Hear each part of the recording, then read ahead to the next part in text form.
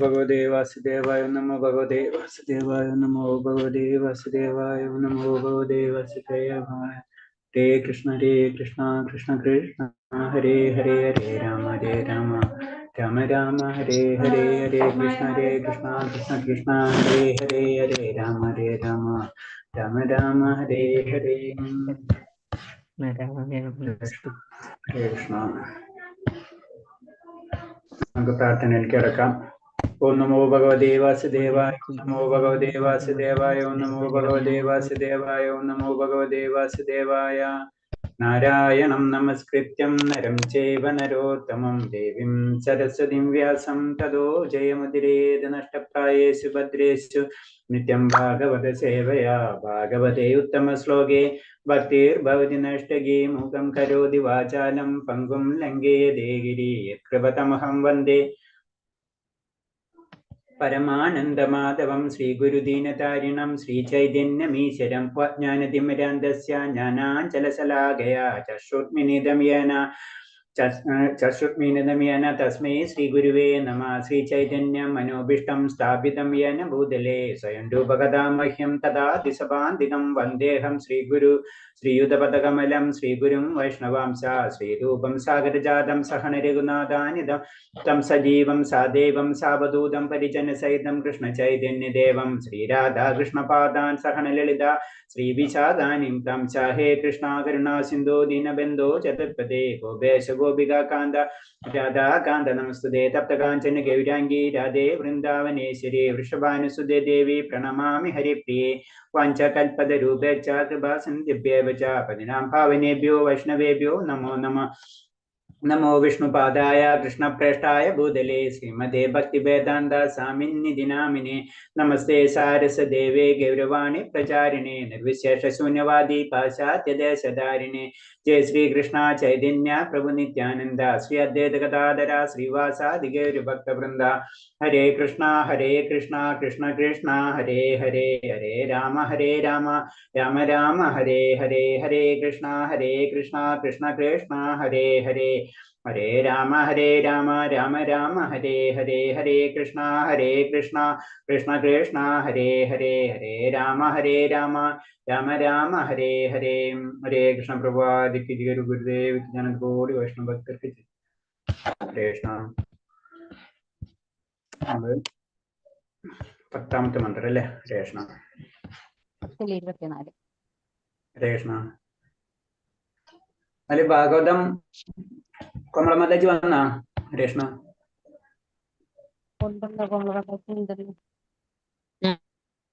കൊമളമതാജി ഉണ്ടാ? കൊമളമതാജി ഉണ്ടല്ലേ? ഹരേ കൃഷ്ണ. ഹരേ കൃഷ്ണ. പ്രണാമതാജി. വന്നാ? തിരിച്ചു വന്നാ? ഞാനിപ്പോ ബാംഗ്ലൂരെത്തി. ബാംഗ്ലൂരാണ് അല്ലേ ഇപ്പൊ? ഇപ്പൊ ബാംഗ്ലൂർ. ഓക്കെ. ഭാഗവത് ക്ലാസ്സിലുണ്ടല്ലേ? ഞാൻ ഇപ്പൊ ജസ്റ്റ് ഓപ്പൺ ചെയ്തപ്പോ മാതാജി സംസാരിക്കുന്നുണ്ട്. ഹരേ കൃഷ്ണ. ഓക്കെ. ഹരേ കൃഷ്ണ. എല്ലാവരും മാക്സിമം എല്ലാവരും ഭാഗവത ക്ലാസ്സിൽ കയറണില്ലേ? കാലത്തും വൈകിട്ടും 3 നേരം നടക്കുന്നുണ്ട്. ഏതെങ്കിലും ഒന്നിൽ കയറാൻ ശ്രമിക്കാം. ഹരേ കൃഷ്ണ. കയറുന്നുണ്ടല്ലേ അല്ലേ? ഭാഗവതത്തിൽ ഇങ്ങനെ ഒരു പ്രഭു അതിന്റെ സമയം ഒന്നുകൂടെ പറയാ പ്രഭു. സമയം 5:45, ഒന്ന് നമ്മളെ 2:20, ഒന്ന് 7:20 വൈകിട്ട് 7 PM അല്ലേ? 7 PM. 7:50 8:20 വരെ. ഓക്കെ. അരമണിക്കൂറേ ഉള്ളൂ. അപ്പൊ എല്ലാവരും ഒന്ന് പതുക്കാരി ഇങ്ങനെ ഒരു കണക്ഷൻ കിട്ടിക്കൊണ്ടിരിക്കും നമുക്ക്. അപ്പൊ അതിന് ഭാഗവതത്തിൽ കയറാം. എന്റെ ഒരു കൂട്ടുകാരിക്ക് ചേരണമെന്ന് പറഞ്ഞ് ഞാൻ ചേർത്തണേ. അപ്പൊ അവർക്ക് ലിങ്ക് ഇട്ട് കൊടുക്കാൻ പറ്റുമോ ചോദിച്ചു. അഡ്മിനോട് ചോദിക്കാൻ പറഞ്ഞു. അത് ഭാഗവത ലെവൽ 1 ജോയിൻ ചെയ്തവർക്കായിരിക്കും. എനിക്കത് ഞാൻ ചോദിച്ചിട്ട് പറയാം. എനിക്കത് അറിയില്ല. ഞാൻ ചോദിച്ചിട്ട് നാളെ പറയാം. നാളെ ഓർമ്മിപ്പിച്ചാൽ മതി. ഹരേ കൃഷ്ണ. ലിങ്ക് വേണം. ലിങ്ക് ഗ്രൂപ്പിൽ ഇട്ടിട്ടുണ്ട്. നമ്മള് ഗ്രൂപ്പിൽ ഒരു ഇട്ടല്ലേ നമ്മള്? ഇല്ല ഗ്രൂപ്പിൽ കൊടുത്തിട്ടില്ല, പേഴ്സണലി കൊടുക്കാനാ പറഞ്ഞത്. പേഴ്സണലി കൊടുക്കാനാ പറഞ്ഞത് അല്ലേ? അപ്പൊ മാതാജി നമ്മളെ ചോദിച്ചിട്ട് കൊടുത്തിരിക്കും കേട്ടോ. മാതാജി ആർക്കായിരുന്നു വേണ്ടേ? ഞാൻ അവരുടെ പ്രസന്നകുമാരി. തങ്കമണിന്ന് വേറായിട്ടൊരു അല്ല മാതാജി, അത് കോമള മാതാജി അത് അവരോട് ചോദിക്കണം. നമ്മള് മണിഭൂഷണ മാതാജിയോട് ചോദിച്ചിട്ട് അത് ശരി. അപ്പൊ നമ്മളെ ഗീത ക്ലാസ്സിൽ കയറിയവർക്ക് നമ്മൾ കൊടുക്കുന്നത്. ഓക്കെ. നമ്മളെ ക്ലാസ്സിൽ കയറുന്നവർക്ക് നമ്മൾ കൊടുക്കും. ഞാന് ഗീത ക്ലാസ്സിലുള്ള പ്രസന്നകുമാരി. തുടങ്ങിയിട്ട് വേണം. പുതിയ ക്ലാസ് തുടങ്ങിയിട്ട് വേണമല്ലോ. പുതിയ ക്ലാസ് എപ്പോഴാ തുടങ്ങുന്നത്? തുടങ്ങി കഴിയാറായി ഇപ്പൊ. 18 ദിവസം ജനുവരി 1 സ്റ്റാർട്ട് ചെയ്തല്ലേ. പിന്നെ അവരാദ്യമായിട്ട് ചേരുന്നത് എങ്ങനെ ചേർത്തുക? ഇനിയിപ്പോ 2 മാസം കഴിഞ്ഞിട്ട് ജോയിൻ ചെയ്യാൻ പറയാം അവരോട്. അപ്പൊ ആ സമയത്ത് ഗ്രൂപ്പിൽ നമ്മൾ ലിങ്ക് വരും, അത് അവർക്ക് ഫോർവേഡ് ചെയ്ത് കൊടുക്കാം. ശരി ശരി, അങ്ങനെ ചെയ്യാം. അല്ലെങ്കിൽ ഭാഗവതം ക്ലാസ്സിൽ ഒന്ന് ഉറപ്പിച്ചാൽ മതി. അപ്പൊ അവര് ആ സമയമാകുമ്പോ പറയും. അപ്പൊ ആ ഗ്രൂപ്പിൽ ക്ലാസ്സിൽ ചേരുന്നോണ്ട് കുഴപ്പമില്ലല്ലോ. ഭാഗവതം ക്ലാസ്സിൽ ചേരുന്നോണ്ട് കുഴപ്പമില്ല. ഇല്ല അതിന് പറഞ്ഞ അത് ചോദിച്ചിട്ട് പറയാം. അത് ചോദിച്ചിട്ട് പറയാം. ഭാഗവതം ക്ലാസ്സിൽ നേരിട്ട് ജോയിൻ ചെയ്യിപ്പിക്കൂല ആരെയും. ഇപ്പൊ 10ാമത്തെ അധ്യായം വരയ്ക്കല്ലേ എത്തിയിട്ടുള്ളൂ. ഇനി കുറെ ദിവസം കഴിഞ്ഞാൽ കഥകള് കുറച്ച് അങ്ങോട്ട് പോകൂലേ? അത് ഞാൻ ചോദിച്ചിട്ട് പറയാം ഹരേഷ്ണ. അല്ലാണ്ട് ലിങ്ക് കൊടുക്കരുത് കേട്ടാ ഹരേഷ്ണ. ഇല്ല കൊടുക്കില്ല. അതാ ഹരേഷ്ണ. കോമള മാതാജി ലിങ്ക് കൊടുക്കണില്ല. നമ്മൾ ഇത്തരം പഠിക്കുന്നില്ല. ഭാഗവതം എന്ന് പറഞ്ഞാൽ സ്വയം ഭഗവാൻ പറയണുള്ളൂ. മറ്റേ കാര്യങ്ങൾ പോലെയല്ല. അപ്പൊ അത് കുറച്ച് അത്രയും ഒരു ആഗ്രഹം ഇതൊക്കെ ഉണ്ടെങ്കിൽ മാത്രമേ നമ്മളിത് പഠിക്കുന്നില്ലേ. അതിന്റെ പ്രത്യേകത. അപ്പൊ അറ്റ്ലീസ്റ്റ് നമ്മളെ ഭാഗവത ക്ലാസ്സിലും കയറി കുറച്ച് അതിനോടൊരു ഇൻട്രസ്റ്റ് വരണം എന്നാ പറയുന്നത്. അപ്പൊ അതെന്തായാലും ചോദിച്ചിട്ട് പറയാം അവർക്ക് ഭാഗവതം. ഞാൻ നാളെ കൺഫേം ചെയ്യാം കേട്ടാ ഹരേഷ്ണ.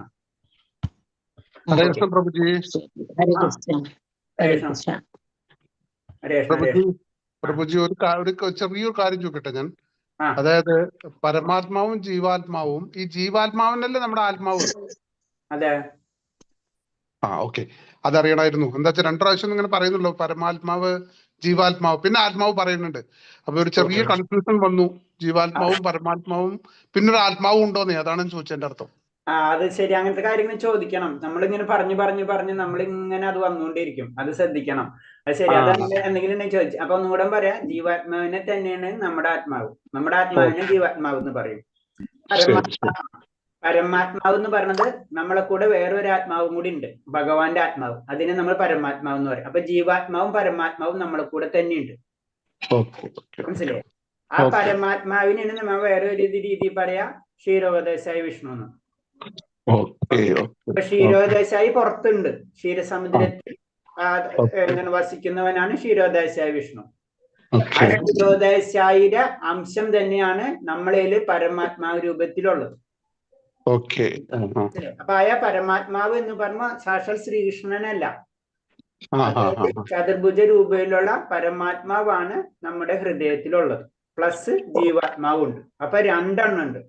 അതാണ് മുണ്ടോപനിഷത്തില് പറയുന്ന 2 കിളികൾ ഇരിക്കുന്ന പോലെയാണ് സാമ്യപ്പെടുത്തുന്നത്. മുണ്ടോപനിഷത്തിൽ അത് പറയുന്നത്. ഒരു കിളി ചലിച്ചു ഇങ്ങനെ വേളം കൂട്ടിക്കൊണ്ടിരിക്കും, ഒരു കിളി നോക്കിക്കൊണ്ടിരിക്കുകയാണ്. അത് നോക്കിക്കൊണ്ടിരിക്കുന്നതിന് ആ കിളീനാണ് പരമാത്മാവ് നമ്മുടെ എല്ലാ കാര്യങ്ങളും വീക്ഷിച്ചുകൊണ്ടിരിക്കുന്നത്.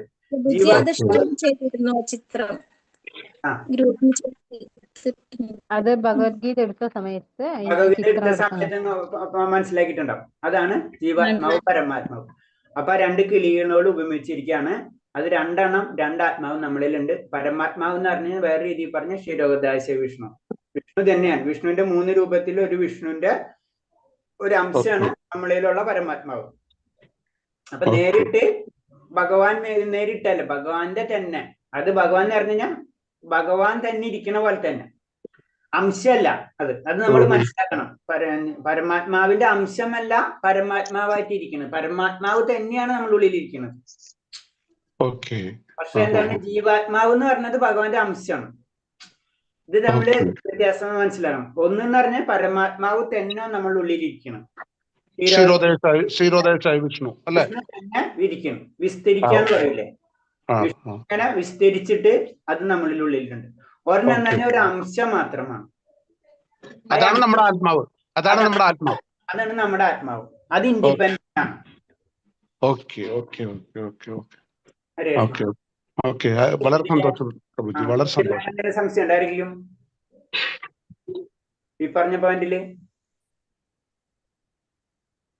ഓക്കെ. അപ്പൊ അതിനെ പറഞ്ഞ ക്ഷീരോദായസായ വിഷ്ണു എല്ലാ ജീവാത്മാവുകളിലും ഇരിക്കുന്നു പറഞ്ഞതിന്റെ കാര്യം അതാണ്. ഇന്നലെ പഠിച്ചത് 10ാമത്തേതിൽ പറഞ്ഞത് ജ്ഞാനം അല്ലെ, ജ്ഞാനത്തിനെ പറ്റിയല്ലേ 10 പറയണത്? 10ാമത്തെ മന്ത്രമല്ലേ പഠിക്കുന്നത് നമ്മള്? 10ാമത്തെ മന്ത്രം 24ാമത്തെ സ്ലൈഡ്. 24ാമത്തെ സ്ലൈഡ് നമ്മൾ വരെ എത്തിയല്ലേ? അപ്പൊ അതില് പറയണത്, ശരിക്കും പറഞ്ഞത് 2 തരം ജ്ഞാനവും അജ്ഞാനം എന്നുള്ള 2 രീതിയിൽ തിരിച്ചിരിക്കുന്നു ഈ മന്ത്രത്തിൽ. ശരിക്കും പറഞ്ഞാൽ ജ്ഞാനം അജ്ഞാനം.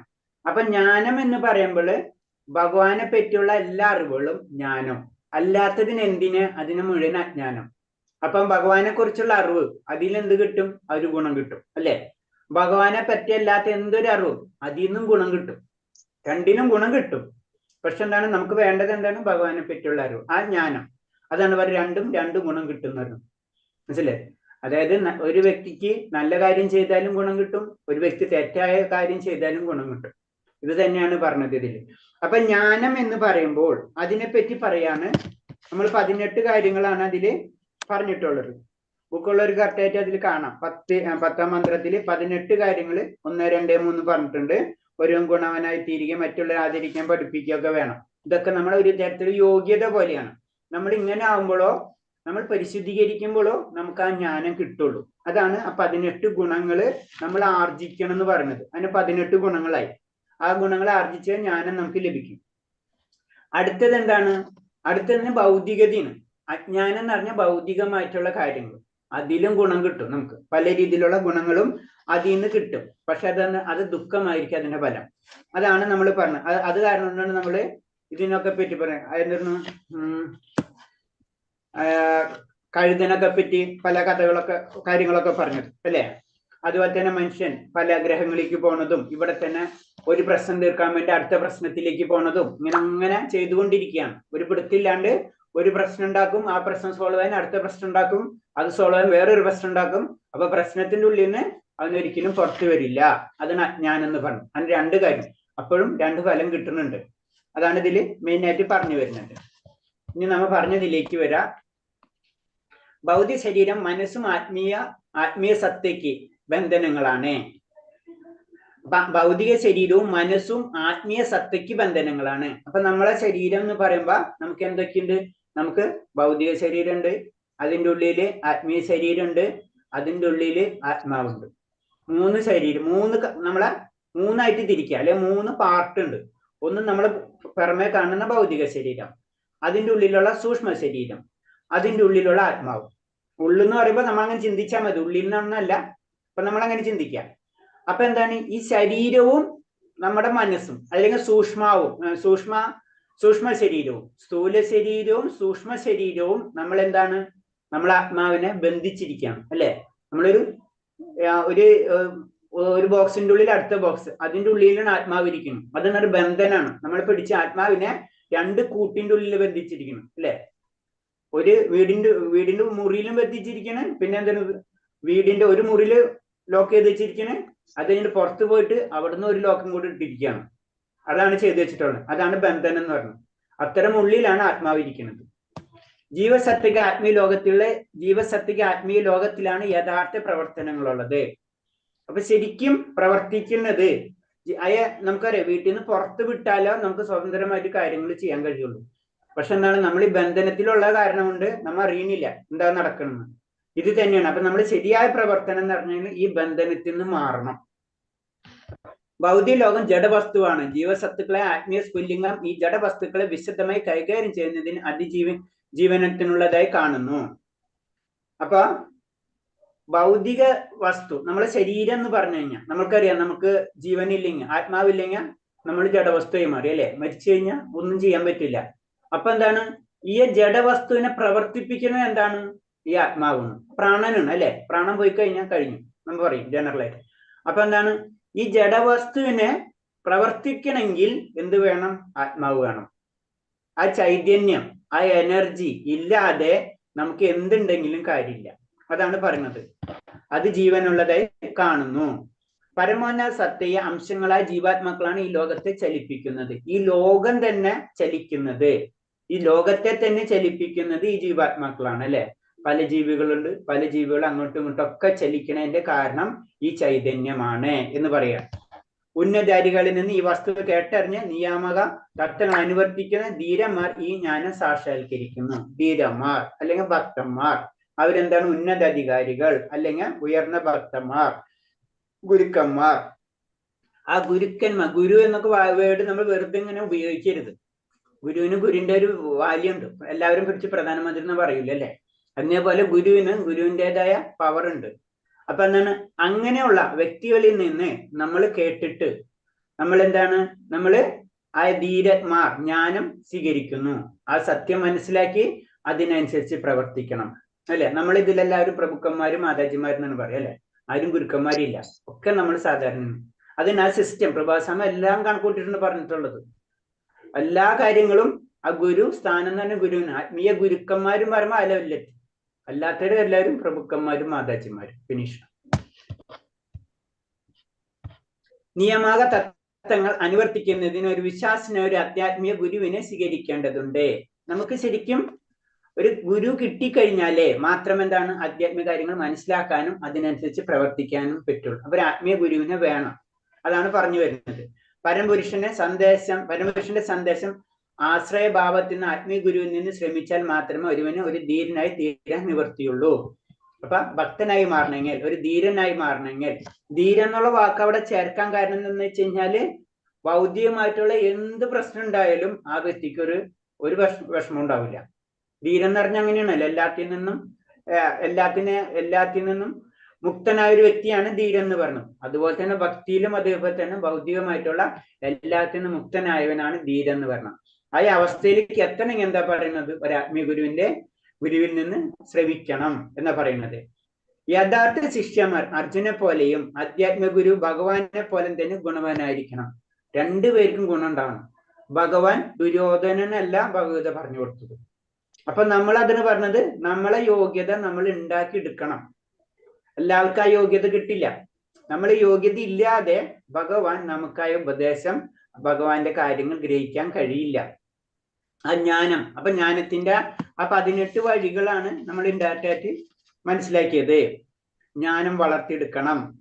18 രീതിയിൽ നമുക്ക് ജ്ഞാനം വളർത്തിയെടുക്കണം എന്ന് പറയുന്നത്. അതായത് ചുരുക്കി പറഞ്ഞ വിനയവും, അതേപോലെ തന്നെ വേദശാസ്ത്രങ്ങൾക്കുള്ള അറിവ്, അതേപോലെ തന്നെ ചിന്തകൾ, ഇതൊക്കെ നിയന്ത്രിക്കുക. അങ്ങനെ ഒരു 18 കാര്യങ്ങൾ പറയുന്നുണ്ട്. ഇത്രയും കാര്യങ്ങൾ പടിപടിയായിട്ട് നമുക്ക് ചെയ്യാൻ പറ്റാവുന്ന രീതിയിലൊക്കെ നമ്മൾ ചെയ്തു പോകണം. അപ്പൊ രണ്ടുപേരും ഗുണമുള്ളവനായിരിക്കണം. ആത്മീയ ഗുരുവിനും ഗുണം ഉണ്ടാവും, അതേപോലെ തന്നെ നമുക്കും അത് ഗ്രഹിക്കാനുള്ള ഒരു പവർ ഉണ്ടായിരിക്കണം അല്ലെ. ഇപ്പൊ ചില കുട്ടികൾക്ക് മാത്സ് ഭയങ്കര വീക്കായിരിക്കും. അപ്പൊ എന്താണ്? മാത്സ് കുറച്ച് പഠിക്കണം. അത് കുറച്ചെങ്കിലും ലെവലിങ് പറയില്ലേ, നമ്മള് ബേസിക് ആയിട്ടുള്ള ഇക്വേഷൻസ് ഒന്നും അറിയാതെ BSc മാത്സ് ചെന്ന് കൊണ്ട് ചേർത്തി കഴിഞ്ഞാൽ എന്താ പ്രശ്നം? ഒന്നും അറിയാൻ പറ്റില്ല. അപ്പൊ അതിന് ക്വാളിഫൈഡ് ആയിരിക്കണം. അതുപോലെ തന്നെ നമ്മൾ എക്സാം ചെയ്യുന്ന പോലെ തന്നെ ഇതിലും വേറെ വ്യത്യാസമൊന്നുമില്ല. നമ്മൾ എത്ര ക്വാളിഫൈഡ് ആണ് അതിനനുസരിച്ചുള്ള ആത്മീയ ബോധം നമുക്ക് ലഭിച്ചുകൊണ്ടിരിക്കും. അതാണ് ഭഗവത്ഗീതയിൽ അർജുനന് കൊടുത്തത് ഭഗവാൻ. ഇതാണ് ധീരനിൽ, അസ്വസ്ഥത ഇല്ലാത്തവൻ നിന്ന് വിദ്യ ഞാൻ അഭ്യസിക്കുന്ന രീതി. അപ്പൊ എന്താണ്? അസ്വസ്ഥത എന്ത് വന്നാലും വിഷമിക്കാത്തത്, അസ്വസ്ഥത ഇല്ലാത്തവനാണ് ശരിക്കും ധീരൻ എന്ന് പറയുന്നത്. ഈ ധീരനാവശ്യമായ പരിശീലനം ലഭിക്കാത്തവൻ, സാധാരണക്കാരെല്ലാവരും ഒരു പ്രബോധക നേതാവായി തീരാൻ കഴിയില്ല. അപ്പൊ എന്താണ് ശരിക്കും? അതായത് പരിശീലനങ്ങൾ ലഭിക്കാത്ത വ്യക്തി. നമ്മൾ ഉത്തമാധികാരിയെ പറ്റി പറയുമ്പോ ഉത്തമാധികാരികളെ പറ്റി നമ്മൾ പഠിച്ചില്ല. അത് ഉത്തമാധികാരികളെ പറ്റി പറഞ്ഞു. നമ്മൾ ഉത്തമാധികാരി, മധ്യമാധികാരി, കനിഷ്കാധികാരി പറഞ്ഞിട്ടില്ലേ? അപ്പൊ അതാണ് ഉത്തമാധികാരിയൊക്കെ ആവണം എന്ന് വെച്ച് കഴിഞ്ഞാൽ കുറെ പരിശീലനങ്ങൾ ആവശ്യമുണ്ട്. ഉയർന്ന ലെവലിലുള്ള ഗുരുക്കന്മാര് അവര് പെട്ടെന്ന് ഗുരു ആവണതല്ല. നമുക്കറിയാം, ഏത് ഭൗതിക ലോകത്തിലാണെങ്കിൽ ഏതൊരു ഹയർ പോസ്റ്റ് ഒരു ദിവസം കൊണ്ട് ആവണതല്ല. ഇതേപോലെ ആത്മീയ ലെവലും അതാണ്. അവർ അത്രയും പരിശീലനങ്ങൾ നേടണം. സത്യത്തിൽ പറഞ്ഞ ഏറ്റവും ബുദ്ധിമുട്ടുള്ളതാണ് ആത്മീയ പരിശീലനം. ഭൗതിക പരിശീലനത്തെക്കാളും ടഫാണ് ശരിക്കും ആത്മീയ പരിശീലനം എന്ന് പറഞ്ഞത്. അതില് സോഫ്റ്റ് നമുക്കൊക്കെ ഇഷ്ടപ്പെടും, ജനറൽ ആയിട്ട് പറഞ്ഞു. ഹാർഡ് നമുക്ക് ഇഷ്ടപ്പെടില്ല. അതും കവർ ചെയ്യണം. അതാണ് നമ്മൾ പറയും. ചെറിയ കുട്ടികൾ LKG പാട്ടക്കാർക്ക് ഇഷ്ടമാണ്, പഠിക്കാൻ പറഞ്ഞവർക്ക് ഇഷ്ടപ്പെട്ടില്ല. ഇതാണ് നമ്മളെ അവസ്ഥ.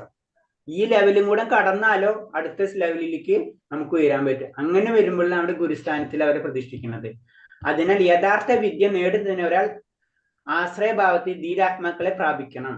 ധീരാത്മാക്കൾ അതായത് ഉന്നത ഗുരുക്കന്മാരെ നമ്മൾ വിദ്യ, ഭഗവാനെ പറ്റിയിട്ടുള്ള അറിവ് അറിയണമെങ്കിൽ അത് ആരെ പ്രാപിക്കണം എന്ന് പറയുന്നത്? അതായത് ധീരാത്മാക്കളെ, അല്ലെങ്കിൽ ഉയർന്ന ഭക്തന്മാരെ, അല്ലെങ്കിൽ ഉത്തമാധികാരികളെ, അല്ലെങ്കിൽ ആത്മീയ ഗുരുക്കന്മാരെ നമ്മൾ സമീപിച്ചിരിക്കണം. അല്ലാതെ ഒരിക്കലും നമുക്ക് ആത്മീയ ജ്ഞാനം ലഭിക്കില്ല. അത് നമ്മളെ സാധാരണ ഞാൻ എപ്പോഴും പറയുന്ന പോലെ മാത്സ് ടീച്ചർക്ക് മാത്സ് പഠിപ്പിക്കാൻ അറിയുള്ളൂ. വേറെ ഒരു സയൻസ് ടീച്ചറെ എടുത്തു കഴിഞ്ഞാൽ സയൻസേ പഠിപ്പിക്കാൻ പറ്റുള്ളൂ. ഇത് തന്നെയാണ് ഇതിൽ. ഏത് ശാസ്ത്രത്തിൽ ആർക്കാണ് നൈപുണ്യം ആ ശാസ്ത്രം അവർക്ക് പഠിപ്പിക്കാൻ പറ്റും. നമ്മളെ ശിഷ്യന്മാര് ഏതാണ് ഇഷ്ടം അതിലേക്ക് കടക്കാം. ഒരാൾക്ക് മോശമാണ് ആഗ്രഹമാണെങ്കിൽ അതിലേക്ക് കടക്കാം. ഒരാൾക്ക് സിദ്ധിയാണ് ആഗ്രഹമാണെങ്കിൽ അതിലേക്ക് കടക്കാം. ഒരാൾക്ക് ദൈവികമായിട്ടുള്ള ദേവലോകങ്ങൾ, സ്വർഗലോകത്തിലേക്ക് പോകാനാണ് ആഗ്രഹം എന്ന് വെച്ചാൽ അത് കടക്കാം. അല്ലെ താഴത്തുള്ള അങ്ങനെ ഏത് ഇതിലേക്കും ഉള്ള ശാസ്ത്രങ്ങളുണ്ട്. ഏത് ശാസ്ത്രത്തിലേക്കും നമുക്ക് കടക്കാം. പക്ഷെ ബാക്കി എല്ലാത്തിനും എന്താണ്? ക്ഷീണ പുണ്യം അർത്ഥലോകം സിദ്ധി. ഫിനിഷ്. അതാണ് സബ്ജക്ട്. ഓക്കെ ഹരേഷ്ണ, ഇത്രയിൽ എന്തെങ്കിലും സംശയം തോന്നിയ? അപ്പൊ ഈ മന്ത്രത്തിൽ എന്താ പറയുന്നത് ജനറൽ ആയിട്ട് പറയുമ്പോൾ? യഥാർത്ഥ ജ്ഞാനം നേടുന്നതിനെ വിദ്യയും വ്യത്യസ്ത ഫലങ്ങൾ നൽകുന്നതിനെ കുറിച്ചാണ് പറയുന്നത്. എന്താ വിദ്യയും അവിദ്യന്റെയും വ്യത്യസ്ത ഫലങ്ങളല്ലേ പറയുന്നത്? ജ്ഞാനവും അജ്ഞാനം അല്ലേ? അതെ. ഡയറക്റ്റ് പറഞ്ഞത് ജ്ഞാനവും അജ്ഞാനത്തെ പറ്റിയല്ലേ പറഞ്ഞത്? ജ്ഞാനവും അജ്ഞാനം. 10ാമത്തെ മന്ത്രം ഡയറക്റ്റ് തന്നെ പറഞ്ഞ ജ്ഞാന സംസ്കാരത്തിൽ നിന്ന് ഒരു ഫലവും അജ്ഞാന സംസ്കാരത്തിൽ നിന്ന് ഒരു ഫലവും ലഭിക്കുന്നു. അപ്പൊ ജ്ഞാന സംസ്കാരം എന്ന് പറഞ്ഞു കഴിഞ്ഞാൽ ആത്മീയമായിട്ടുള്ള ജ്ഞാനം. മറ്റേതോ അജ്ഞാനം എന്ന് പറഞ്ഞു കഴിഞ്ഞാൽ ഭൗതികമായിട്ടുള്ള ജ്ഞാനം. അജ്ഞാനം എന്ന് പറഞ്ഞാൽ ഭൗതികമായിട്ടുള്ള ജ്ഞാനം, ജ്ഞാനം എന്ന് പറഞ്ഞു കഴിഞ്ഞാൽ ആത്മീയമായിട്ടുള്ള ജ്ഞാനം. ഇത്രേ ഉള്ളൂ. അപ്പൊ രണ്ടിനും ഗുണങ്ങൾ കിട്ടും.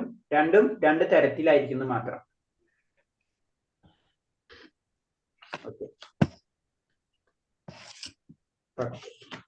ഗുരുജി ഒരു സംശയം. ഹരേഷ്ണ പറയൂ പ്രഭു. ഹരേഷ്ണ പ്രഭു ഹരേഷ്ണ. ഹരേ കൃഷ്ണ. ഈ നമ്മുടെ ഉള്ളില് ക്ഷീരോദക വിഷ്ണുവിന്റെ ഒരു അംശമാണ് ഇരിക്കണേന്ന് പറഞ്ഞു. അപ്പൊ നമ്മുടെ കൃഷ്ണൻ അല്ലെങ്കിൽ ഗുരുവായൂരപ്പനൊക്കെ എന്താണ് അതിന്റെ റോള് എന്താണ് എന്നുള്ളൊരു ഡൗട്ട്. ഓക്കെ ഹരേഷ്ണ. ഫസ്റ്റ് നമ്മളെല്ലാവരും പ്രഭുക്കന്മാരാണ്. പ്രഭുക്കന്മാരും മാതാച്ചന്മാരും. ഗുരുസ്ഥാനം എന്ന് പറഞ്ഞു കഴിഞ്ഞാൽ അത്ര ഉയർന്ന സ്ഥാനം നമുക്കറിയാം അല്ലേ? അപ്പൊ അത് എല്ലാവരും പ്രഭു നമ്മളൊക്കെ പ്രഭുക്കന്മാരാണ്. ഫസ്റ്റ് അതൊന്ന് ക്ലിയർ ചെയ്യാന്ന് വെച്ചു. First point. പിന്നെ നമ്മളെ ഉള്ളിൽ ക്ഷീരോദാശായ ഭഗവാനിൽ നിന്നാണ് എല്ലാതും വരുന്നത് നമ്മൾ ആദ്യം പഠിച്ചു അല്ലേ? ഭഗവാന്റെ ശക്തികളാണ്. ഭഗവാന്റെ നല്ല 3 പുരുഷാവതാരങ്ങളുണ്ട്. കാരണോദാശായ വിഷ്ണു, ക്ഷീരോദാശായ വിഷ്ണു, ഗർഭോദാശായ വിഷ്ണു അല്ലേ? അപ്പൊ അതിലിങ്ങനെ ഗ്രഹങ്ങളൊക്കെ ഉണ്ടാക്കി ഓരോ ജീവാത്മാക്കൾക്കും ശരീരമൊക്കെ തരണം. അങ്ങനെ പല വിഷ്ണുമാരും പല ഡ്യൂട്ടീസ് ചെയ്തു. ഈ ക്ഷീരോദാശായ വിഷ്ണുവാണ് ശരിക്കും എന്താണ് ഓരോ ജീവാത്മാവിന്റെ ഉള്ളില് പരമാത്മാ രൂപയിൽ ഇരിക്കുന്നത്. കാരണം ഭഗവാൻ ഓരോരുത്തർക്കും ഓരോ ഡ്യൂട്ടി കൊടുത്തിട്ടുണ്ട്. മനസ്സിലായി? അപ്പൊ ആ ഡ്യൂട്ടി കൊടുക്കുമ്പോ ആ ക്ഷീരോദാശായുടെ ഡ്യൂട്ടി എന്ന് പറഞ്ഞു കഴിഞ്ഞാൽ ഒരു ഭൗതിക ലോകത്തില് ഒരു ക്ഷീരസമുദ്രം ഉണ്ടാവും. അതായത് നമ്മളെ ബ്രഹ്മാണ്ടം, അതായത് 4 തലയുള്ള ബ്രഹ്മാവാണ് നമ്മളെ ബ്രഹ്മാണ്ടത്തിന്റെ നായകൻ, അതായത് ബ്രഹ്മദേവൻ. ഈ ബ്രഹ്മദേവൻ അപ്പൊ ബ്രഹ്മാണ്ടത്തില് എന്താണ് ഒരു ക്ഷീരസമുദ്രം ഉണ്ടാവും. ആ ക്ഷീരസമുദ്രത്തെയാണ് നമ്മൾ വിഷ്ണു ലോകം എന്നും പറയുന്നത്. അതായത് ഭഗവാന്റെ തന്നെ ഒരു ചെറിയൊരു പകർപ്പ്, അതായത് ഭഗവാന്റെ ലോകത്തിന്റെ ഒരു ചെറിയൊരു പകർപ്പ് നമ്മളെ എവിടെ ഉണ്ടാവും? എന്താ പറയാ ബ്രഹ്മാണ്ടത്തിൽ ഉണ്ടാവും. നമ്മളെ ബ്രഹ്മാണ്ടത്തിൽ ഉണ്ടാവും. അപ്പോ ഞാനത് ഡീറ്റെയിൽ ആയിട്ട് പറഞ്ഞു വരുന്നതാണ്. അപ്പോ എവിടെങ്കിലും എന്തെങ്കിലും പ്രശ്നം വരുമ്പോൾ നേരിട്ട് ബ്രഹ്മാവും ഭഗവാന്റെ അടുത്ത് പോവില്ല. ഇവിടെ ഇനി ചെന്നിട്ട് കംപ്ലൈന്റുകൾ പറയാം. ശ്രദ്ധിച്ചിട്ടില്ലേ? ഭഗവാൻ ചെന്ന് ദേവന്മാർക്ക് ഭൂമിദേവിയുടെ പ്രശ്നം വരുമ്പോൾ ഭൂമിദേവി ചെന്ന് ബ്രഹ്മാവിനോട് പറയും. പിന്നെ എല്ലാ ദേവന്മാരോട് പോയിട്ട് ക്ഷീരസമുദ്രത്തിന്റെ അപ്പുറത്ത് നിന്ന് അവർ പ്രാർത്ഥിക്കുകയാണ് ചെയ്യുന്നത് ഭഗവാനാണ്. ശാതദ്വീപ് എന്ന് പറഞ്ഞു കഴിഞ്ഞാൽ ആ ദ്വീപിലാണ് ആര് ക്ഷീരോദേശായ വിഷ്ണു വസിക്കുന്നത്. അപ്പുറത്ത് നിന്നിട്ട് ക്ഷീരോദേശായ വിഷ്ണുവിനോട് പറയും. ക്ഷീരോദേശായ വിഷ്ണുവിന് പിന്നെ ഡയറക്റ്റ് ഭഗവാനായിട്ട് ലിങ്കുള്ളത്. മനസ്സിലായില്ലേ? അങ്ങനെയാണ് അതിന്റെ കമ്മ്യൂണിക്കേഷൻ. മനസ്സിലായ? എന്നിട്ട് ക്ഷീരോദേശായ വിഷ്ണു എന്തായിരുന്നു നേരിട്ടല്ല ആ ബ്രഹ്മാവിന് ആ ഉള്ളിലെ കൂടെ അത് പാർന്നു കൊടുക്കാണ്. അതിന്റെ ഇപ്പൊ പറയുന്നുണ്ട്, ഞാൻ അവതരിക്കേണ്ട സമയമായി പോയിക്കോ, പിന്നെ ഞാൻ നോക്കിക്കോളാം. പിന്നെ ഭഗവാൻ ഓരോന്നും ഓരോ സമയത്ത് അവതരിക്കാണ്. ഇപ്പൊ കൂർമാവതാരത്തിന്റെ സമയം കൂർമാവതാര സമയം, നരസിംഹാവതാരത്തിനെങ്കിൽ നരസിംഹാവതാരത്തിന്റെ വരും. ബ്രഹ്മാവ് ചെന്ന് ഈ ആരപ്പന് ഹിരണ്യകശിപനെ പറ്റിയുള്ള പ്രശ്നങ്ങൾ ചെന്ന് പറയുമ്പോ അതിന്റെ ഉത്തരം കിട്ടാണ് ഭഗവാൻ, അതായത് ബ്രഹ്മാവിന് കിട്ടാണ് ഞാൻ അവതരിക്കേണ്ട സമയമായിട്ടുണ്ട്, അവര് പോരാണ്. പിന്നെ ഭഗവാൻ ഏതായിട്ട് അവതരിക്കാണ്? നരസിംഹമായിട്ട് അവതരിക്കാണ്, ഹിരണ്യകശിപനെ വധിക്കുകയാണ് ചെയ്യുന്നത്. അപ്പൊ ക്ഷീരോദേശായി വിഷ്ണു ആണ് എല്ലാതും നോക്കുന്നത്. ഈ ഭൗതിക ലോകത്തിന്റെ നിയമകർത്താവ്. ഏത് ആരെ ബേസില്? ഭഗവാന്റെ ബേസില്. മനസ്സിലായില്ലേ? ഏറ്റവും ടോപ്പ് ആയിട്ടുള്ള ഭഗവാൻ ശ്രീകൃഷ്ണന്റെ ബേസില് ക്ഷീരോദേശായ വിഷ്ണു ആണ് നമ്മളെ ബ്രഹ്മാണ്ടത്തിന്റെ കാര്യങ്ങൾ നോക്കുന്നത്. മനസ്സിലായേ? നമ്മളെ നാട്ടിലെ ഒരു ചെറിയ പോലീസ് സ്റ്റേഷൻ ഉള്ള പോലെ. മനസ്സിലായി? DG ഇരിക്കുന്നത് എവിടെയാണ് നമുക്കറിയാം, വേറെ എവിടെയെങ്കിലും അല്ലേ? പക്ഷെ നമ്മളെ കംപ്ലൈന്റ് ആണ് നമ്മളെ ലോക്കൽ പോലീസ് സ്റ്റേഷനിൽ കംപ്ലൈന്റ്. അപ്പൊ പറയും ഞാൻ നോക്കാം. എന്നിട്ട് ആൾക്ക് മുന്നിന്റെ അടുത്ത് DGക്ക് പ്രോബ്ലം പറയും, ഇങ്ങനെ ഇഷ്യൂസ് ഉണ്ട്. അപ്പൊ DG പറയാൻ ശരി ഇങ്ങനത്തെ കാര്യങ്ങൾ ചെയ്ത് അവരോട് പറഞ്ഞോളാം പറയും. പിന്നെ നമുക്ക് ഡ്യൂട്ടീസ് ഇല്ല, പിന്നെ അവരാണ് കൈകാര്യം ചെയ്യണതെല്ലാം അല്ലേ? എന്നതുപോലെയാണ് ഭഗവാൻ കാര്യങ്ങൾ നിർവഹിക്കുന്നത്. അപ്പൊ ഗുരുവായൂരപ്പന്റെ കാര്യം പറയുമ്പോ ഗുരുവായൂരപ്പൻ എന്ന് പറയുമ്പോൾ ശരിക്കും നമുക്കറിയാം വിഷ്ണു രൂപമാണ് അവിടെ പ്രാർത്ഥന അല്ലെ? വിഷ്ണു രൂപം തന്നെയാണ് ശരിക്കും അല്ലെ? അതില് ഭഗവാൻ ശ്രീകൃഷ്ണൻ ഉണ്ടെന്നുള്ള സങ്കല്പത്തിലാണ് അവിടെ പൂജകളും ചെയ്തത് അല്ലെ? അങ്ങനെ തന്നെ അല്ലേ? അല്ലെ? ചതുർബാഹു രൂപം തന്നെയാണ് അവിടെ ഇതുള്ളത്. അപ്പോ നമ്മള് ശ്രീകൃഷ്ണനാണ് പ്രാർത്ഥിക്കുന്നത്. നമ്മൾ ശ്രീകൃഷ്ണ രൂപത്തിൽ എന്ന് പറയുമ്പോൾ ശ്രീകൃഷ്ണന്റെ പ്രത്യേകത എന്ന് പറഞ്ഞു കഴിഞ്ഞാൽ ഭഗവാൻ ശ്രീകൃഷ്ണന് ഏത് രൂപത്തിലും വേറൊരു ദേവത സങ്കല്പത്തിന് വ്യത്യസ്തമായി ശ്രീകൃഷ്ണൻ എന്ന് പറഞ്ഞാൽ എന്താണ്? ഭഗവാൻ ഏത് രൂപത്തിലും പ്രാർത്ഥിക്കാം. ഗുരുവായൂരപ്പനും ഉണ്ണികൃഷ്ണനായിട്ടാണ് പ്രാർത്ഥിക്കുന്നത് അല്ലെ? അപ്പൊ എന്താണ്? ഭഗവാനോട് നമ്മൾ നേരിട്ട് കാര്യങ്ങൾ പറയുമ്പോഴും നമ്മൾ സൈഡിൽ കൂടെ പറയുമ്പോഴും അതിന്റെ സമയങ്ങളും കാര്യങ്ങളും വ്യത്യാസം. അപ്പൊ ഭഗവാൻ അങ്ങനെയും ഭക്തന്മാർക്ക് തന്നിട്ടുള്ളതാണത്. ചെറിയൊരു അനുകൂലം നമുക്ക് നേരിട്ടും പറയാം. നമുക്ക് വേണമെങ്കിൽ ആസ് പെർ റൂട്ട് പോലും പോകാം. നമുക്ക് ഏത് വഴി നമുക്ക് സെലക്ട് ചെയ്യാം. അപ്പൊ ഭക്തന്മാർ എപ്പോഴും എന്താണ്? അത്തരം ഭഗവാനിൽ അടിയുറച്ച് വിശ്വാസമുള്ളവർ, ഭൗതികമായിട്ടുള്ള ആഗ്രഹമില്ലാത്തവർ എന്താണ്? ഭൗതിക ആഗ്രഹമുള്ളവർ തന്നെയും ഭഗവാനെയാണ് കൂടുതലും കേന്ദ്രീകരിക്കാം. മനസ്സിലായോ? അപ്പൊ എന്താണ്? നമ്മള് സിമ്പിൾ ആയിട്ട് പറയാം. ഇപ്പൊ നമ്മളൊരു ഓഫീസിൽ ജോലി ചെയ്യണം, നമ്മള് പരിചയമുള്ള ആൾക്ക് നമ്മൾ ചെറുതായിട്ട് കൺസെഷൻ ചെയ്ത് കൊടുക്കൂലേ? അത്ര മനസ്സിലായില്ലേ? നമ്മള് ഭഗവാൻ അത് ഞാൻ പറയാം. നമ്മളെ വീട്ടില് 3 മക്കളുണ്ട് അല്ലെ? 3 പേരോട് നമുക്ക് ഒരേപോലെ സ്നേഹമാണ്. പക്ഷെ നമ്മളോട് കൂടുതൽ അറ്റാച്ച് ചെയ്യുന്ന ചിലപ്പോ കുട്ടികളുണ്ട്. അവരോട് നമുക്ക് എന്തെങ്കിലും എല്ലാവരും ഒരേപോലെയാണ് ഇഷ്ടം, പക്ഷെ അവനോട് കുറച്ചും കൂടി കൂടുതൽ ഇഷ്ടം ഉണ്ടാവും അല്ലേ? ആരോട് വിഷമല്ല, പക്ഷെ അവനോട് ചെറിയ എന്തോ ഒരു ആഗ്രഹം, അവന്റെ കാര്യങ്ങളൊക്കെ നമ്മൾ അറിയാണ്ട് ചിലത് ചെയ്തു കൊടുക്കും അല്ലേ? ഒരു അറ്റാച്ച്മെന്റ്. അത് അവര് തമ്മിലുള്ള അറ്റാച്ച്മെന്റ് ആണ് അല്ലേ? അപ്പൊ ആ അറ്റാച്ച്മെന്റ് ആണ് ഭഗവാനും ഭക്തനും തമ്മിലുള്ള വ്യത്യാസം, ഭഗവാനും തമ്മിലുള്ള ബന്ധം.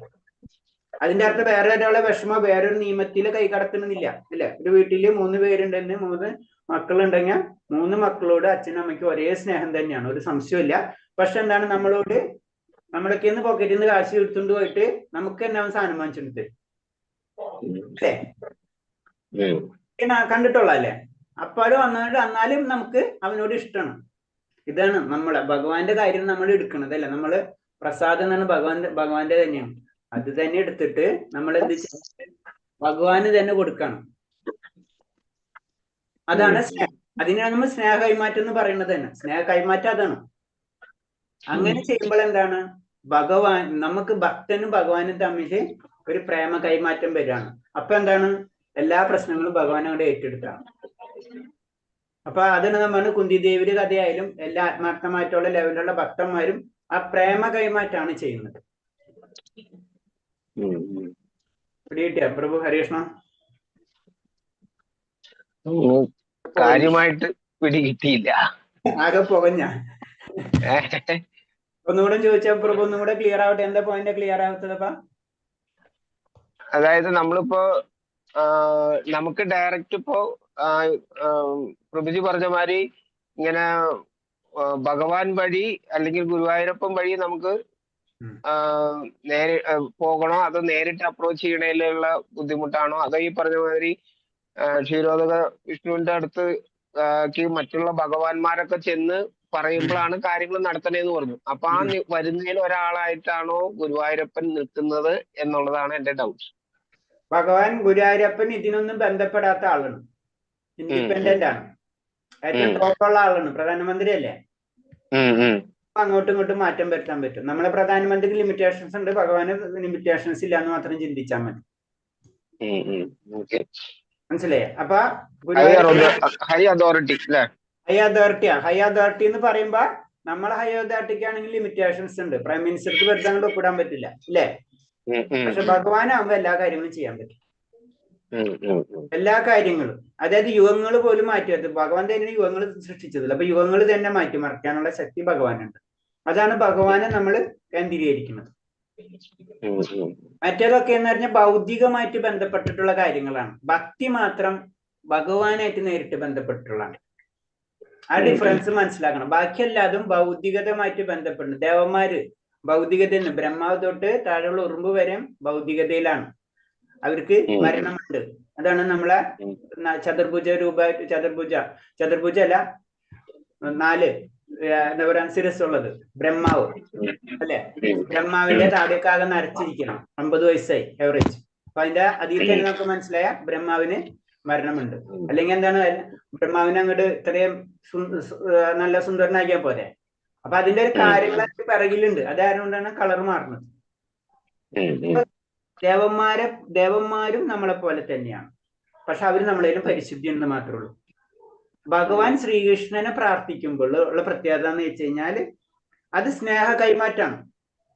ഭഗവാൻ എല്ലാവരും നിയമത്തിനനുസരിച്ചാണ് എല്ലാ കാര്യങ്ങളും കൊണ്ടുപോകുന്നത്. ചുറ്റുപാടും അല്ലാതെ ഓരോരുത്തർ, അഗ്നിദേവന് ഒരു ഡ്യൂട്ടി, വായുദേവന് ഒരു ഡ്യൂട്ടി, ഓരോരുത്തർക്കും ഓരോ ഡ്യൂട്ടി. ഇപ്പൊ കാരണോദ്ദേശയ്ക്ക് ഒരു ഡ്യൂട്ടി, ദുർഗാദേവിക്ക് ഒരു ഡ്യൂട്ടി ഒക്കെ കൊടുത്തു വെച്ചിരിക്കണം. അതിന്റെ ഇടയ്ക്ക് ഭക്തൻ എന്ന് പറയുമ്പോ എൻ്റർലി ഡിഫറെന്റ്. അത് നമ്മളെ വീട്ടിലത്തെ നമ്മൾ പറഞ്ഞ പോലെ എല്ലാവർക്കും ഒരേ സ്നേഹബന്ധങ്ങൾ ഉണ്ടെങ്കിലും നമ്മളായിട്ട് ഏറ്റവും കൂടുതൽ അറ്റാച്ച് ഏറ്റവും കാര്യത്തിൽ സ്നേഹബന്ധങ്ങൾ കൈമാറ്റം ചെയ്യുമ്പോൾ അവനോടൊരു സ്നേഹം കൂടുതൽ നിൽക്കും. ഇതാണ് ഭക്തനായി കഴിഞ്ഞാൽ നാരദന്റെ പോലെയാണ്, ഏത് സമയത്ത് നമുക്ക് കയറി ചെല്ലാം. അത് തന്നെ ഉദ്ദേശം. മനസ്സിലായി? ആ ഭക്തനാവണം. അത് ആ ലെവലിലേക്ക് ഉയർന്നു കഴിഞ്ഞാൽ പിന്നെ ഈ ബന്ധങ്ങള് പിന്നെ നിയമങ്ങളും നമുക്ക് ആവശ്യമില്ല. പ്രൈം മിനിസ്റ്ററായിട്ട് അത്രയും ഭയങ്കര ഇതായി കഴിഞ്ഞാൽ എന്താ, നമുക്ക് പിന്നെ സെക്യൂരിറ്റിയുടെ ആവശ്യമില്ല, നമുക്ക് നേരിട്ട് കയറിച്ച. അതാണ് ഭഗവാനും മറ്റുള്ള ദേവതകളും തമ്മിലുള്ള വ്യത്യാസം. മറ്റേന്ന് വെച്ച് കഴിഞ്ഞാൽ ഭൗതികമായിട്ട് ബന്ധമുണ്ട്. ഇത് ഭൗതികമായിട്ടല്ല, ഇത് പ്രേമബന്ധം മാത്രമാണ് ഭഗവാനായിട്ട്. വേറൊന്നും പ്രതീക്ഷിക്കരുത്. ആ അവസ്ഥയിൽ ഭഗവാൻ വരുള്ളൂ. മനസ്സിലായില്ലേ? ഭഗവാനെ കിട്ടണമെങ്കിൽ ഭഗവാനെ തന്നെ പ്രതീക്ഷിക്കണം. ഹരേ കൃഷ്ണ. ഹരേ കൃഷ്ണ പ്രഭുജി. അപ്പോ അതായത് ഗോലോക വൃന്ദാവനത്തിലിരിക്കുന്ന സാക്ഷാൽ ഭഗവാനായിട്ടുള്ള ശ്രീകൃഷ്ണനും നമ്മുടെ ഗുരുവായൂരിരിക്കുന്ന ശ്രീകൃഷ്ണൻ ഒരാളാണോ? അതെ, നോ ചേഞ്ച്. ഗുരുവായൂരപ്പനെ എല്ലാവരും ശ്രീകൃഷ്ണനാക്കി മാറ്റിയില്ലേ? ശ്രീകൃഷ്ണനാക്കി, അത് കുഴപ്പമില്ല, നമ്മുടെ ഭാവമാണ്. എന്തായാലും ഭാവം ഗ്രാഹ്യം ജനാർദ്ദന എന്നല്ലേ പറയുന്നത് തന്നെ. അപ്പൊ ആ ഭാവം ഭഗവാൻ ആണ്, ശ്രീകൃഷ്ണനാണ് ഇതിൻ്റെ ഒന്ന്. അതിലായ ഏതിലാണ്? ഭാഗവതത്തില് ആ ശ്ലോകം തന്നെയുണ്ട്. അതിൽ പറഞ്ഞു ഏതംച്ച അംശകല പുംസ കൃഷ്ണസ്തു ഭഗവാൻ സ്വയം. അതായത് ഭാഗവതത്തിലെ 1-ാം സ്കന്ധത്തിലെ 3-ാം അധ്യായത്തിൽ 28-ാമത്തെ ശ്ലോകത്തിൽ പറയണാണ്. ശ്രീകൃഷ്ണനാണ് ഫൈനൽ എന്ന് ഭാഗവതത്തിൽ പറഞ്ഞു തരുന്നതാണ്. ഏതംച്ച അംശകല പുംസ കൃഷ്ണസ്തു ഭഗവാൻ സ്വയം. മറ്റുള്ള അവതാരങ്ങളെല്ലാം ഭഗവാന്റെ അംശങ്ങളോ കലകളാണ്, എന്നാൽ കൃഷ്ണൻ ഭഗവാൻ തന്നെയാണ്. ഓക്കെ, അതുകൊണ്ട് കൃഷ്ണനെ പൂർണ്ണ അവതാരം എന്ന് പറയും. ക്ലിയർ ആയില്ല? ഭാഗവതാണ് ഫൈനൽ. കാരണം ലാസ്റ്റ് എഴുതിയിട്ടുള്ളത് ഭാഗവതാണ്. അതില് ആർക്കാണ്? വ്യാസദേവന് എല്ലാ പുരാണങ്ങളും രചിച്ചിട്ട് ആനന്ദം കിട്ടാണ്ടാവുമ്പോ നാരദ മഹർഷി വന്നിട്ട് പറയാണ്, നീ ഭഗവാനെ പറ്റി വർണ്ണിച്ചിട്ടില്ല, ഭഗവാനെ പറ്റി വർണ്ണിക്കാൻ പറയും. അതില് പറയണ 1-ാം സ്കന്ധത്തില് 3-ാമത്തെ അധ്യായത്തിൽ 28-ാമത്തെ ശ്ലോകത്തില് ക്ലിയർ ആയിട്ട് പറഞ്ഞത് ഏതംച്ച അംശകല പുംസ കൃഷ്ണസ്തു ഭഗവാൻ സ്വയം. മറ്റുള്ള അവതാരങ്ങളെല്ലാം ഈ ഭാഗവതത്തിൽ തന്നെ 22 അവതാരങ്ങളെ പറ്റി ഭാഗവതം പറയുന്നുണ്ട്. ആദ്യത്തെ ഫസ്റ്റ് സ്കന്ധത്തിൽ വരുന്നുണ്ട്, 4-ാമത്തെ 3-ാമത്തെ അധ്യായത്തിൽ വരുന്നുണ്ട്. 22 അവതാരങ്ങളെ പറ്റി നേരിട്ട് പറയുന്നുണ്ട്. നമുക്ക് 10 അവതാരങ്ങൾ നമുക്ക് കേട്ടിട്ടുള്ളൂ, അതിന്റെ കഥ വേറെയും. അപ്പോ ആ 22-ാമത്തേതില് 19-ാമത്തെ അവതാരമായിട്ട് ശ്രീകൃഷ്ണൻ വരുന്നുണ്ട്. അതിൽ 19-ാമത്തെ അവതാരം പിന്നെ ഭഗവാൻ ശ്രീകൃഷ്ണനെ പറ്റിയാണ് വർണ്ണിക്കുന്നത്. പിന്നെ 10-ാം സ്കന്ധത്തിൽ വളരെ ഡീറ്റെയിൽ ആയിട്ട് ഭഗവാൻ ശ്രീകൃഷ്ണനെ പറ്റി വർണ്ണിക്കുന്നുണ്ട്. അത് ഭഗവാൻ അവതരിക്കാണെന്ന് മാത്രമേ ഉള്ളൂ, പക്ഷെ സ്വയാണ്. അതാണ് സ്വയമായിട്ട് അവതരിക്കാണ്. ഭഗവാൻ സ്വയമായിട്ട് ശ്രീകൃഷ്ണനായിട്ട് അവതരിക്കാണ്. അത് മനസ്സിലാക്കണം. മനസ്സിലായ? അപ്പൊ ഭാഗവതത്തില് ക്ലിയർ ആയിട്ട് ഈ ശ്ലോകത്തിൽ നമുക്ക് പറഞ്ഞു തന്നിട്ടുണ്ട്, ഭഗവാനാണ് സ്വയം, കൃഷ്ണസ്തു ഭഗവാൻ സ്വയം. അത് 22-ാമത്തെ നമ്മൾ 8-ാമത്തെ അവതാരം വിചാരിച്ചിരുന്നത്. 22-ാമത്തെ ഇതിലാണ് 19-ാമത്തെ ഇതായിട്ടാണ് പറയുന്നത്. 22 അവതാരങ്ങളില് 19-ാമത്തെ അവതാരം പോലെയാണ് ഏതിൽ വരുന്നത്? ഭാഗവതത്തിൽ പറഞ്ഞത്. ശരിക്കും 22 ലാസ്റ്റ് അത് ഭഗവതിൽ പറയണില്ലേ, എന്നെ പറ്റി എണ്ണിയാൽ ഒതുങ്ങില്ല, സമുദ്രത്തിന്റെ തിരമാലകളൊക്കെയാണ് എന്റെ അവതാരവും തിരോധാനം എന്ന് ഭഗവാൻ പറയുന്നുണ്ട്. ഭഗവാനെ നമുക്ക് പിടിച്ചാൽ കിട്ടില്ല, ചിന്തിച്ചാലും കിട്ടാൻ പദം വരുന്നത്. പിന്നെ നമ്മളെ ജയദേവ കവി, അതൊക്കെ ഗീതാ ഗോവിന്ദം ഒരു ഏകദേശമൊക്കെ ഒരു ഐഡിയ കിട്ടില്ല. രേഷൻ മുഴുവൻ കിട്ടിയിട്ടുണ്ടാവില്ല എന്ന് വിചാരിക്കണം. ഓക്കെ, സബ്ജക്ട് മാറിപ്പോണം. അതാണ് പറഞ്ഞ എല്ലാവരും ഭാഗവതം കേൾക്കണം പറഞ്ഞതിന്റെ കാര്യം. ഭാഗവതത്തിൽ നമ്മൾ ഇങ്ങനെ കേട്ടു വരുമ്പോൾ നമുക്ക് കുറേ കാര്യങ്ങളൊക്കെ ഐഡിയ കിട്ടും, അപ്പൊ സംശയങ്ങൾ മാറിക്കിട്ടും നമുക്ക്. വേറൊരു സംശയം കൂടി ചോക്കട്ടെ പ്രഭുജി. ശരി പ്രഭു. ശരീരവും ശരീരാന്തരവും തമ്മിലുള്ള വ്യത്യാസം എന്താ പ്രഭു? ശരീരം പിന്നെ ശരീരാന്തരം, അങ്ങനെ ഒരു ശബ്ദം ഉണ്ടോ? ശരീരാന്തരം എന്ന് എനിക്ക് മനസ്സിലായില്ല, അത് ഒന്നുകൂടെ പറഞ്ഞത്. എനിക്കും അത് ക്ലിയർ ആവുന്നില്ല. നമുക്ക് ഇന്നത്തെ എസ്സൊക്കെ എഴുതേണ്ടതാണ് എനിക്കറിയാം. അതായത് ആത്മാവും ശരീരാന്തരവും രണ്ടിനെ കുറിച്ച് നമുക്ക് എസ് എഴുതണം. ശരീരമാണോ അത് ശരീരാന്തരം എന്ന് പറഞ്ഞാൽ അത് വേറെ എന്തെങ്കിലും ആണോ എന്ന് എനിക്ക് മനസ്സിലാകുന്നില്ല, ക്ലിയർ ആവുന്നുണ്ടായിരുന്നില്ല. ആ ചോദിച്ചത് ശരീരത്തിന്റെ ആന്തരിക ഭാവമായിരിക്കാം. എനിക്ക് ക്ലിയർ ആയില്ല പ്രഭു ഹരേഷ്ണ. അത് ക്ലാസ്സിൽ തന്നെ ചോദിച്ചിട്ട് അത് പെട്ടെന്ന് മനസ്സിലാവുന്നില്ല. അത് ആ ടോപ്പിക് അറിയാണ്ട് എനിക്ക് വെറുതെ പറഞ്ഞാൽ ശരിയാവില്ല. ശരി ഓക്കെ വളരെ സന്തോഷം. ഹരേഷ്ണ പ്രഭു, ഹരേഷ്ണ. ശരി ഓക്കെ ഹരേഷ്ണ. നമ്മളിന്ന് കുറെ ഡിസ്കഷനിൽ കുറെ പോയല്ലേ ഹരേഷ്ണ? കുഴപ്പമില്ല പ്രഭുജി. ക്വസ്റ്റ്യൻ ആൻസർ ചെയ്യുന്ന എപ്പോഴാണ്? അന്ന് ക്വസ്റ്റ്യൻ ആൻസർ ചെയ്യാം. നമ്മളിപ്പോ എത്രാമത്തിന് പിന്നെ എന്തായാലും ക്വസ്റ്റ്യൻ ആൻസറിലേക്ക് പോകാന്ന 9 കഴിഞ്ഞ നമ്മള് ക്വസ്റ്റ്യൻസ്? ഇല്ല, 9 കഴിഞ്ഞിട്ടില്ല. 10 അല്ലേ? അപ്പൊ നമുക്ക് 9ഉം 10ഉം ചെയ്യുന്നു. ആരെങ്കിലും എഴുതിയിട്ടുണ്ടോ 9? എടാ പാഡ് അവിടെ ഇരിപ്പുണ്ടോ? Writing pad എഴുതിയിട്ടുണ്ടോ? 9 അല്ലേ? 9ഉം 10ഉം അല്ലേ? അപ്പൊ വായിച്ചോളൂ. എഴുതിയിട്ടുണ്ട് ആരെങ്കിലും? എഴുതിയിട്ടില്ല. മന്ത്രം 9 വിവരിക്കുക.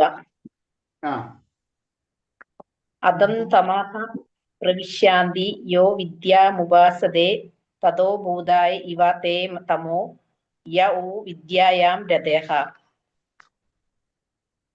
അജ്ഞാനം പിന്തുടർന്നവർ അന്ധകാരത്തിലേക്കും അറിവിൽ മാത്രം ആസക്തരായവർ അതിലും വലിയ അന്ധകാരത്തിലേക്കും പോകുന്നു.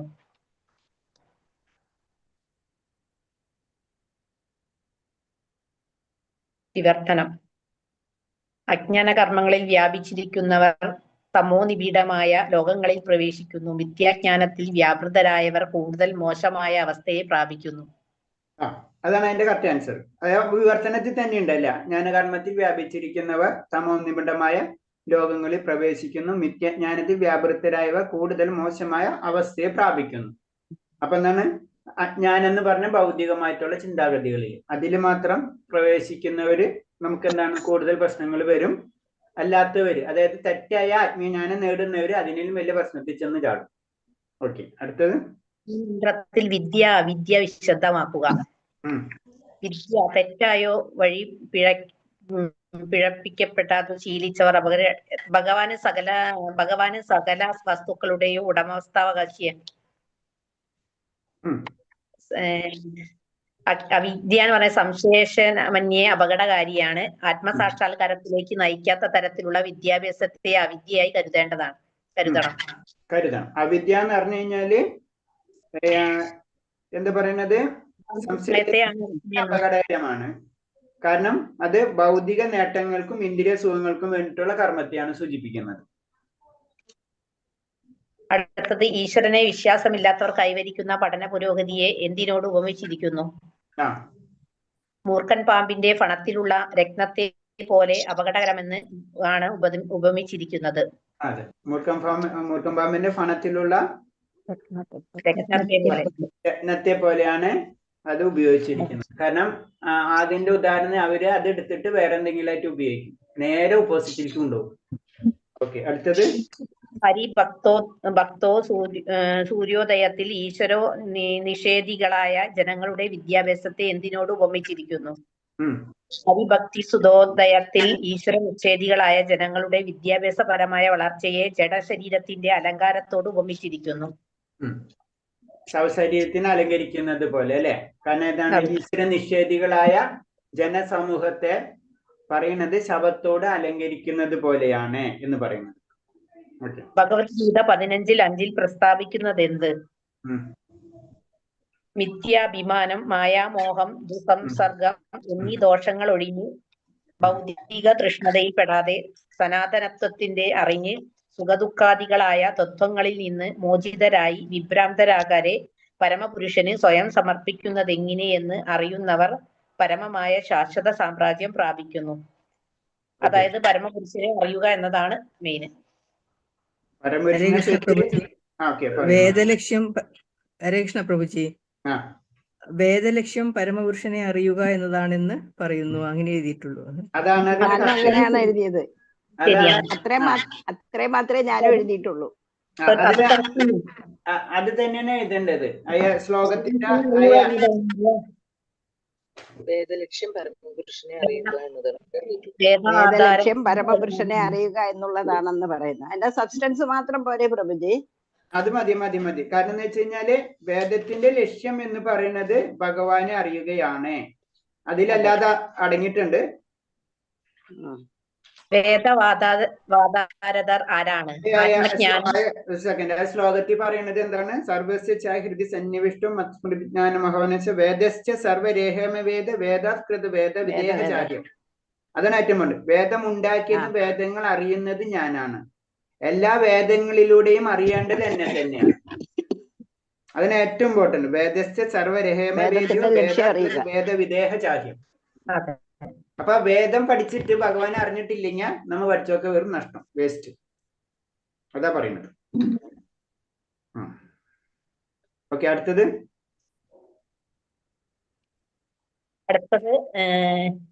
വേദവാദാരദർ ആരാണ്?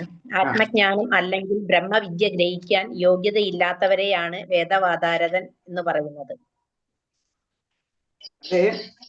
തെറ്റായ പ്രാപഞ്ചിക വിദ്യാദാതാക്കളെ വേദവാദരത എന്നും മായാപ്രഹൃത ജ്ഞാനം എന്നുമാണ് ഭഗവത്ഗീതയിൽ നാമകരണം ചെയ്തിരിക്കുന്നത്. വേദാവതര വ്യക്തികൾ പരമപുരുഷൻ സാൽക്കാരത്തിൽ തീരെ താല്പര്യമില്ല, നേരെ പറിച്ച് സ്വർഗപ്രാപ്തി മുതലായ ബലകർമ്മങ്ങളാണ് ആകൃഷ്ടരാകുന്നത്. അതാണ് വേദവാദർ എന്ന് പറയുന്നത്. അത്രയും നീട്ടി എഴുതണോ പ്രഭുജി? അതാണ് എഴുതിയിട്ടുള്ളത്. അത്ര രണ്ട് കാര്യം അതിൽ ഇമ്പോർട്ടന്റ് ഉണ്ട്. ഒന്ന്, പരമപുരുഷന്റെ സാക്ഷാത്കാരം ആഗ്രഹിക്കുന്നില്ല അവര്. അവർക്ക് ആഗ്രഹം സ്വർഗം, സ്വർഗലോകം, അങ്ങനത്തെ ഭൗതികമായിട്ടുള്ള ആഗ്രഹങ്ങളാണ്. രണ്ട് പോയിന്റ് പരമപുരുഷനെ ആഗ്രഹിക്കുന്നില്ല. രണ്ടാമത്തെ സ്വർഗലോകം പോലെയുള്ള ഭൗതികമായിട്ടുള്ള സുഖ സൗകര്യങ്ങൾ അവർ ആകർഷപ്പെടാണ്. സ്വർഗലോകവും ഭൗതികമായിട്ടുള്ള സുഖ സൗകര്യങ്ങളും അതാണ് അവർ ആഗ്രഹിക്കുന്നത്. അവരെയാണ് വേദവാദരഥർ എന്ന് പറയുന്നത്. കഴിഞ്ഞ ഇതിൽ വല്ല സംശയം ഉണ്ടായിരിക്കും? അല്ല, ഇതിൽ വല്ല സംശയം? 9 ആരെങ്കിലും എന്തെങ്കിലും സംശയം ഉണ്ടോ? 9 ആരെങ്കിലും എന്തെങ്കിലും സംശയം ഉണ്ടോ? ഇല്ല പ്രഭുജി. ഓക്കെ,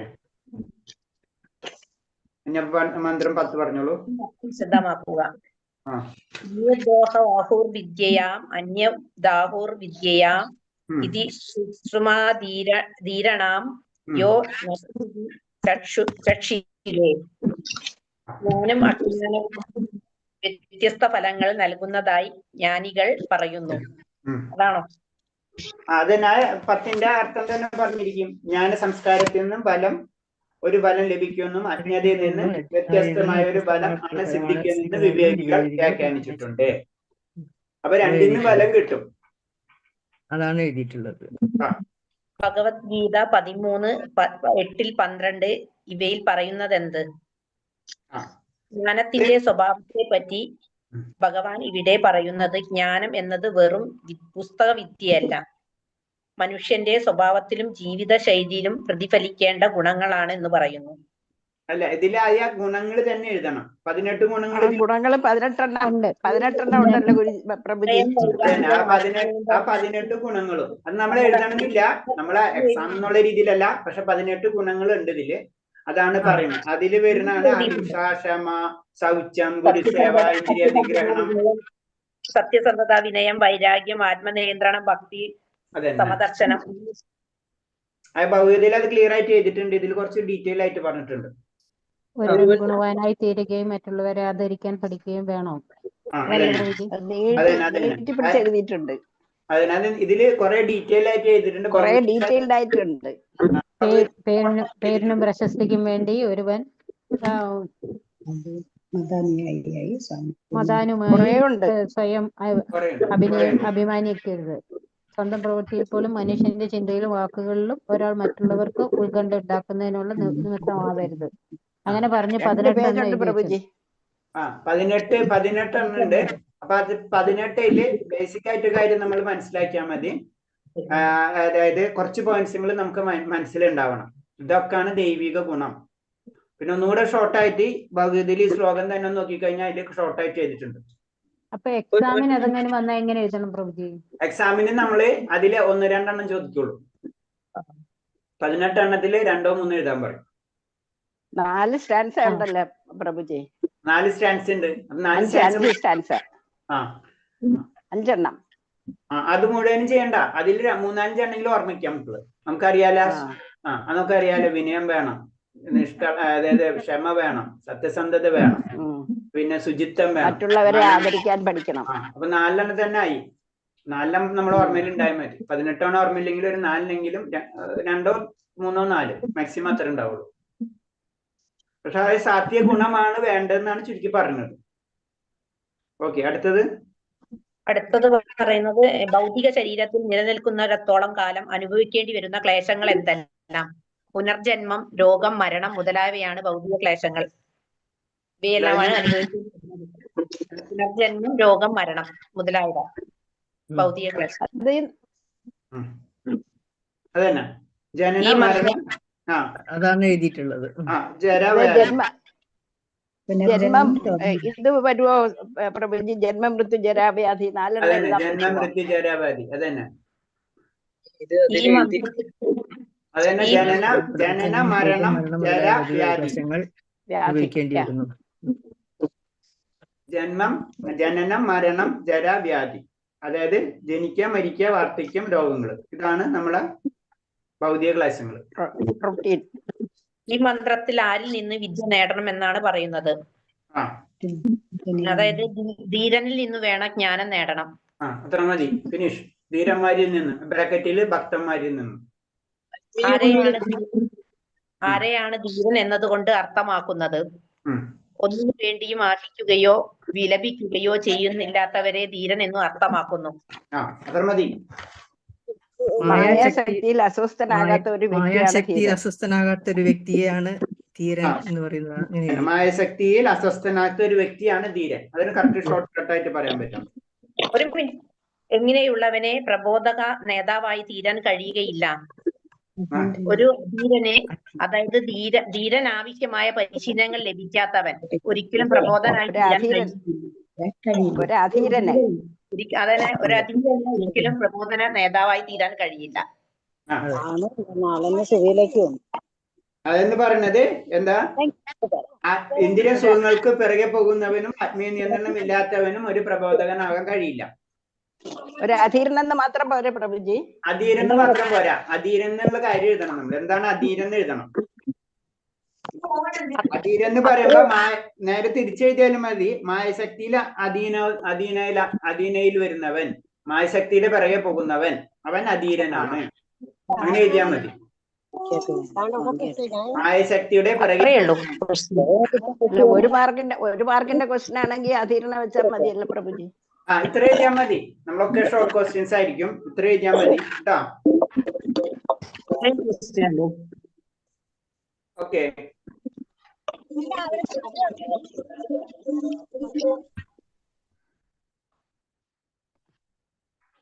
ഇതിൽ വേറെ എന്തെങ്കിലും സംശയം ഉണ്ടോ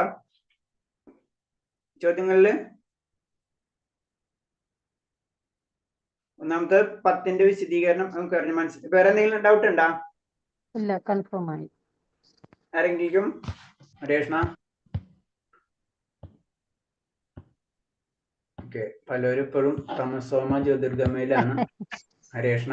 പ്രഭുജി നെറ്റ് പ്രശ്നമുള്ളതുകൊണ്ടാണ് ഞാനത് ഓക്കെ, കുഴപ്പമില്ല മാതാജി. Okay, maximum. കാരണം എന്ന് വെച്ച് കഴിഞ്ഞാല് നമ്മളിങ്ങനെ പലരും സംസാരിക്കുന്നു, അപ്പൊ നമുക്ക് എന്താണ് ഒരു ഇന്ററാക്ഷൻ വരും. അതാണ് നമ്മള് ക്ലാസ്സിൽ സൂം ക്ലാസ് വെക്കുന്നതിന്റെ മെയിൻ ഇന്റൻഷൻ അതാണ്.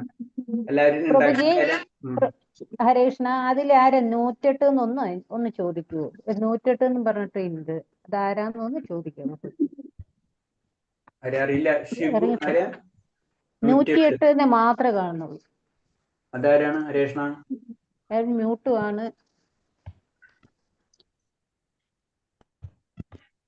പേരോ ഒന്നുമില്ല. വിളിക്കാനായിരിക്കും. വീഡിയോ ഓൺ ചെയ്യുമ്പോൾ നമുക്ക് വീഡിയോ ഓൺ ചെയ്യാൻ പറ്റാവുന്നവരൊക്കെ ഒന്ന് വീഡിയോ ഓൺ ചെയ്തേ, ഒരു 2 മിനിറ്റേക്ക്. ഓക്കെ ഹരേഷ്ണ, ഞാൻ നോക്കട്ടെ. 108 വന്ന ഹരേഷ്ണ? 108 വന്നിട്ടില്ല. ഹരേഷ്ണ നല്ല നമ്പറാണ്. നല്ല നമ്പർ. അത് 2 മ്യൂട്ടാ പ്രഭുജി. 2 മ്യൂട്ടാണ് അല്ലേ? 2. ഓക്കെ, അവരുണ്ടാവില്ല. ഓക്കെ, നാളെ കൂടെ ഒന്ന് നോട്ട് ചെയ്തിരിക്കട്ടെ. ആംബുലൻസ് ആയിരിക്കും. ആരാ നമുക്ക് അറിയണ്ടേ? നാലോചക്ക് ഇത്ര നല്ല നമ്പറിനെ 108 ആംബുലൻസ് ആക്കി വെച്ചിരിക്കുക. നമ്മളെ ഭൗതിക ചിന്താഗതി ഒന്ന് ആലോചിക്കുക. ഇതാണ് ഭൗതികത. ഹരേഷ്ണ ശരിയാക്കാം. അപ്പൊ നമുക്ക് ഇന്ന് നിർത്താം. വേറെ എന്തെങ്കിലും ഉണ്ട്? അന്ന് ആരെങ്കിലും കീർത്തനം ചൊല്ലുന്നവരുണ്ട്? 2 മിനിറ്റ് ഉണ്ട്. ഒരു 5 മിനിറ്റ്. നിഷാമാതാജി കഥ പറയാന്ന് പറഞ്ഞിട്ടുണ്ട്. കഥ പറയാ? എന്നാ ശരി, മാതാജി കഥ പറഞ്ഞു. നമ്മൾ എന്തായാലും ക്ലാസ് ഡിസ്കഷന് കംപ്ലീറ്റ് പോയി. ഹരേഷ്ണ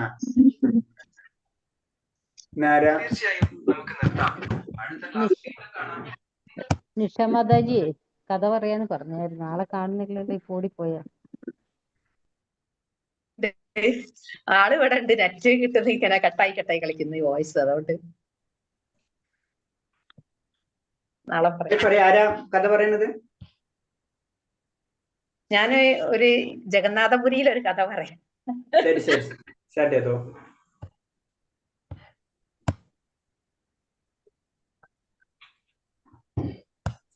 അതായത് നമ്മൾ ഇപ്പോഴും കൃഷ്ണന്റെ ഹൃദയം മിടിക്കുന്നുണ്ട് എന്ന് പറയുന്നുണ്ടേ. ഇപ്പോഴും കൃഷ്ണന്റെ ഹൃദയം മിടിച്ചോണ്ടിരിക്കുന്നുണ്ട് എന്ന് പറയുന്നത് എല്ലാവരും നമ്മളൊക്കെ എല്ലാം വിശ്വസിക്കപ്പെടുന്നുണ്ട്. ഇന്ത്യയില് ആ മിടിക്കുന്ന ഹൃദയം ഇന്ത്യയിലുള്ള ഒരു അമ്പലത്തിൽ ഇപ്പോഴും സൂക്ഷിച്ചു വെച്ചിരിക്കുന്നതാണ് നമ്മളൊക്കെ വിശ്വസിക്കുന്നുണ്ട് അല്ലെ. അത് വിശ്വസിക്കുന്ന ഒരു വലിയ ജനസമൂഹം തന്നെ നമ്മുടെ ഇന്ത്യയിലുണ്ട്. ആ കഥയാണ് ഞാൻ പറയുന്നത്.